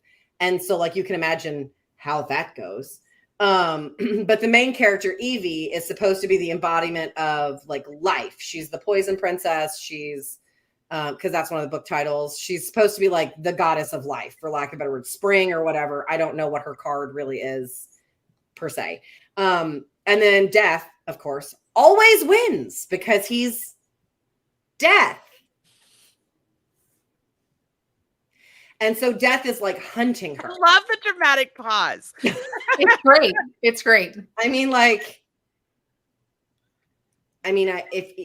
he's Death, like it's kind of hard to kill Death. Right. So, especially when he doesn't really have to be good with a sword. He could just touch you and you die. Right. Unfair advantage. Yeah. Right. But so like he's hunting Evie, and Evie's like trying to learn to navigate this world, and she finds, and you'll hear me say this a bunch, like if you need to get something fixed, you need to find somebody who's a little country, because country folks know how to fix things because they didn't have a choice, right? And that's not like, that is not a judgment in any way. Like if you want something fixed, find somebody who's a little country. That is the fact. Yeah. And so she finds herself like, it's set in New Orleans is where it starts, and she finds somebody who's a little country, like he's a little New Orleans back country, and he teaches her how to like get gas out of cars and how to forage for food, how to hunt, like how do you survive in the apocalypse. And so she's, he's kind of like her guide through it, but all the while Death is like right on her heels because Death is obsessed with her because he's Death, she's life, like right. And so like as the story progresses, you meet all these other cards, but they're all trying to win, and most of them not great dudes, not great people. I'm gonna say it.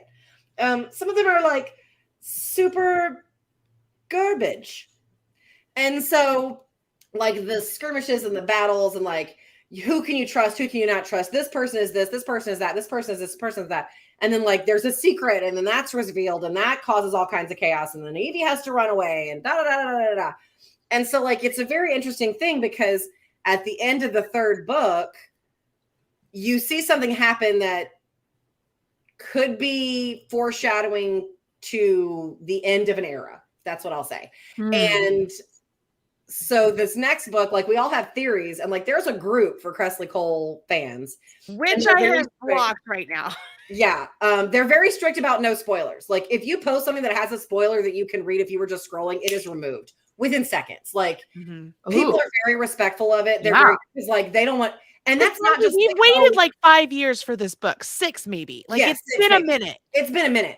And so like in that group, it's not just like the new books that come out. Like if you're reading a book that's been out for 15 years, you still have to say spoiler alert and like tab down because what if I knew and I don't know whatever about Lothair or Jack or whatever. Right. And so, is it the fourth book or it's the fourth book, right? 1, 2, 3, 4. It's the fourth book that's coming out. We're on book 7. No. Arcana is 4. No. Yeah. I don't think so. Arcana. Yeah, book, it's 7. 7? No. It's 4. Yeah. No. Oh. You have 7. Poison Princess, Endless Night, Dead of Winter, Arcana Rising, cool. The Dark Calling. I don't know what 6 is, but 7 is 6 is the Dark Calling. Okay. Yeah. So then, so 7 is From the Grave. 7 is From the Grave. Here's what happens. This is what happens to me. I get really into a series of books and like I binge them, and then I think there's fewer than there are. I think they have them mismarked. I think the Dark Calling is 5, and I think From the Grave is 6. Anyways, it doesn't matter. Go ahead. Anyway, From the Grave is the last one. That one just came out. Yes. In April. So anyway, there's all these like battles and skirmishes and like good guys, bad guys. Who's the good guy? Who's the bad guy? Do I like the bad guy? Do I like the good guy? There's a lot of like torn. And then like as the books progress, like by book 4, it's not YA anymore. It's not. Is it as saucy or spicy as Immortals After Dark? By no means. No. But would I hand it to a 13-year-old? No. And so like the most recent one of that came out in April, and I was like, do we start the reread? And Marley was like, yes. And I was like, are we ready? Like, are we ready to do this? Because it's like, and we weren't. We were also like deep in the Lana Paher check. And then Marley finished that before me. And so she's like, oh, I need something to read. So then she was like, oh, I'm reading this Harper L. Wood series. So I'm going to read that. And I'm like, oh, well, okay, I'll read that too. Thinking that I'm holding us up because I thought I was behind. Turns out Marley is, we don't have any dates or anything, but Marley hasn't been finished. So I was like, cool. I thought that was me. I'm like, oh, I'm holding up the Arcana reread. And so I'm excited to see what happens. I did, before I got the group muted, I saw something, but I don't know if it was someone's commentary on it or if it was. Don't tell me, because I don't even remember what it was because I was like, okay, yeah, I literally made that noise, and my husband was like, "What happened?" I was like, "I think I got a spoiler for a book." Oh, that's and he was like, "Oh my god, which one?" Because he's invested. If you didn't know, there was a moment in Marley's and my friendship where she was mad at me because I had not read the most recent Cressley Cole book, Monroe. And she's like, why are you making me wait to discuss this? It's been a month. And I'm like, or it's been 2 weeks, read faster. So I skipped my reread of 3 books, my 3 favorite books. Drama. Well, whatever. I skipped the 3 books that are my favorite rereads so that I can get to Monroe so Marley doesn't have to wait. That's right. And then, that's right. Then Crescent City 2 came out. Sarah J. Maas, SJM, all the drama, all the story. And I read it. Marley says she started it. I'm like, cool, we're going to read together. And then I get to the end. And I'm like, where are you at, boo? We need to talk. And she's like, I had hours left. And I was like, pardon me? She's like, oh, I have like 12 hours left. And I was like, excuse me? Which you would think would be like 1 day, but it was like 2 weeks. It was insane. No, it was more than 2 weeks, friend. I waited 30 days. I counted. It was 32 days. And so I'm like, BT does. When you get to chapter 52, that happens in that. Like, she's like, you get to this amount of time. I was like, when you get to chapter 52, you ain't stopping. So if you get to chapter 52 at 2:00 in the morning, put the book down. Yeah. And so then she texts me, I'm at chapter 52. I'm like, welcome to the roller coaster. It's going to be fine. And so she's like, cool. And then she's just texting me, live texting me as everything's. I'm like, I know. And then I'm like, just wait. And then I'm just like sitting on my phone. I'm like, here it comes. Because it's huge. Like, it's massive. I can feel it. And like my video chat rings and I'm like, you at the end? And she's like, and I was like, I waited 30 days to discuss this with you. I had no one to talk to about it. Nobody. So like my poor husband, I am just like on the couch one night after I finished book 2, long before Marley did. And he's like, are you okay? And I was like, no. And he's like, why not? I'm like, I just finished my book. He's like, oh, do you have to wait for the next one? I'm like, yeah. And he's like, well, what's wrong? I'm like, well, this really big thing happened and I can't talk about it with anybody. And he goes, do you want to tell me about it? I'm like, yes. But then he's like, okay, well, you have to tell me what happens. And I'm like, that's going to take a minute. It's going to take a real long And so like, I didn't go into all the Sarah J. Maas world because that's too much, but he's heard a lot about like A Court of Thorns and Roses, which he's going to read. Mm-hmm. But I was like, so I went back to Crescent City 1 and like I was telling him the story of Crescent City 1. And I was like, do you remember that day I was stringing twofers and like listening to my book and you went back to work and then you came out and I was sobbing hysterically on the couch and you thought something had gone wrong? And he's like, yeah. I was like, that's the end of this book. And he's like, I get it. I was like, thank you. Which is funny because that book so it's a new world that she's building, right? So there's a big chunk of that first book. You're like, oh, this is really tough. But now that I've read the second book, I've gone back and reread the first book and I'm like, this is so good. Like, I'm like, you have a new appreciation for it. Yeah, it's a new. So anyway, so when I got to the end of that book, when I got to the Crescent City 2 and Marley's just like dangling me out there on the end of the world with nobody to talk to. Girl, that's rude.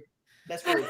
So now, So now we have a plan to read Arcana together because like I don't want to spoil it for her. She doesn't spoil it to me, but like we need to know.